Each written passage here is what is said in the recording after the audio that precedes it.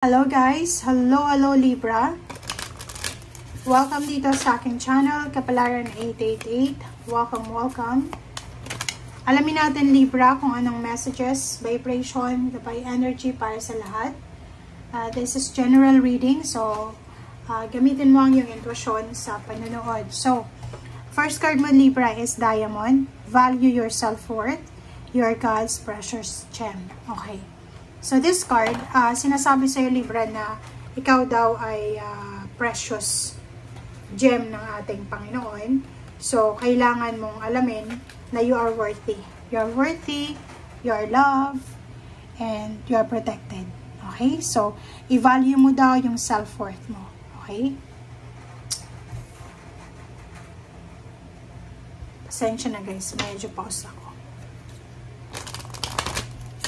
Oops, sorry. Libra. Loss. Okay. So, Libra, sinasabi ng barahan na siguro maraming nawala sa'yo. Maraming nawala, maraming disappointments ka sa buhay, marami kang gusto pero hindi nangyari. Parang ganon. Dito sinasabi ng barahan na kailangan natin natanggapin. Kailangan nating isurrender sa universe kung ano itong mga nawala sa atin, kung ano itong mga disappointments natin sa buhay. Okay? Kasi wala tayong control dito sa mundo. Ang kailangan lang natin na kontrolin sa ngayon is yung ating emotion, ating feelings. So, accept, parang ganon, sa mga losses mo, pain, heartaches, or kung ano man yan, tanggapin mo daw. Okay, Libra. Okay, 10 of Swords and 7 of Cups. Nakikita natin dito, Libra, na may isang Libra. Okay, comment down below ha. Isang Libra dito na binibigyan siya ng choices, ng option, ng ating universe, ng ating Panginoon, para makapag-move on. Diba? So, parang binibigyan siya ng pagkakataon ng universe para makapag-move on. Kaso lang, hindi pa siya handa. Hindi pa siya handa na mag-move on. Hindi pa siya handa para magpatawad. Hindi pa siya mahanda para mag-let go. Okay.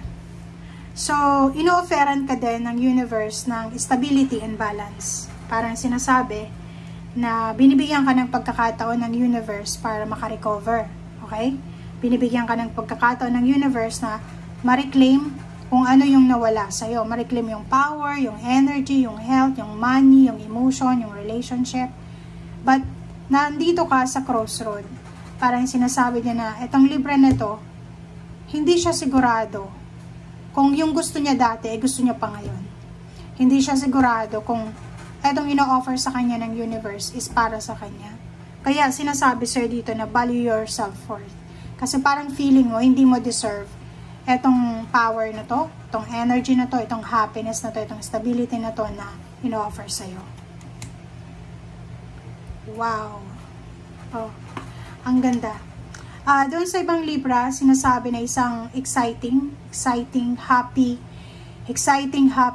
news, happy communication ang posibleng darating sa'yo na patungkol sa pera. It's lump sum of money, tangible, material. So, napakalaking halagang pera to. Pwedeng thousands or pwedeng million. Sinasabi ng bara sa'yo dito na malaking halagang pera to na posibleng darating sa'yo. So, kailangan mong tanggapin ito. Okay? Wow. Sa good karma to. Bilang isang Libra, it's your energy yung justice. Sinasabi ng bara sa'yo, deserve mo yung makuha yung justice. Deserve mo makuha yung balance. Deserve mo makuha yung stability and balance. Queen of Cups, sinasabi na isang good karma, so usaping pamilya, relationship ang darating sa'yo.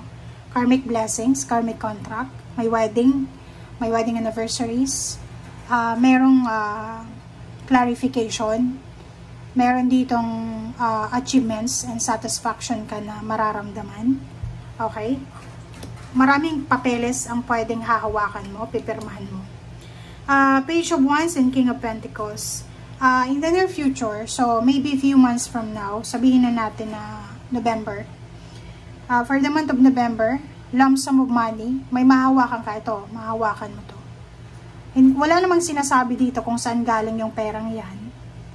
Pwedeng mangyari yan dito as pwedeng kontrata, bagong kontrata sa trabaho, increase ng salary, diba? Pwedeng may salary increase, or posibleng lump sum of money from your employer, pwedeng pautangin ka, ganyan, ganito. Okay.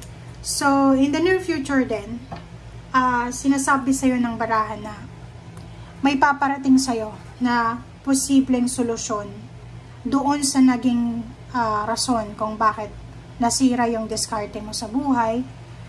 Ito yung solusyon na pwede mong i-apply once na parang mag-recur, bumalik ulit yung dating problema mo. Like, may mga financial problems ka because of your family. Yung mga utang, babayaran, ganito, ganyan, mga damages. Siguro ngayon, etong good news na to na darating sa'yo, etong information, ito yung information na pwedeng makatulong sa'yo para ma-resolve mo yung issues na yon from your past. Wow. Strength card. Physically, mentally, emotionally, financially, sobra kang magiging stable sa mga susunod na taon. Ang dami-daming good news, ang dami-daming communication, letters, chat, call. Pwedeng nakikita ko, sir, dito na yung rason kung bakit ka dati malungkot ay posibleng masettle na sa ngayon. Like dito, dati hindi ka makatulog sa gabi, dati panay-away kayo ng asawa mo, ng mga kapamilya mo, but ngayon nandito ka na sa zero the full. It's new beginnings eh. So sinasabi sa'yo ng barahan na makaka-recover ka. It's recovery of loss. Pwedeng ilang buwan, pwedeng 9 months or 9 years ka na umiiyak, hindi makatulog sa gabi. Pwedeng 5 years kang nakikipaglaban sa buhay, pwedeng hostisya, or pwedeng sa hamon ng buhay.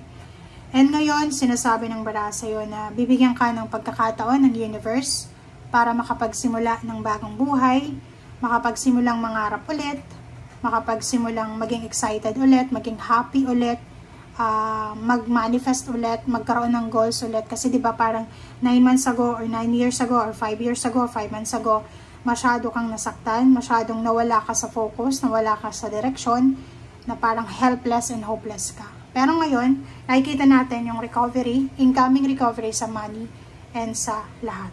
Thank you guys. Bye!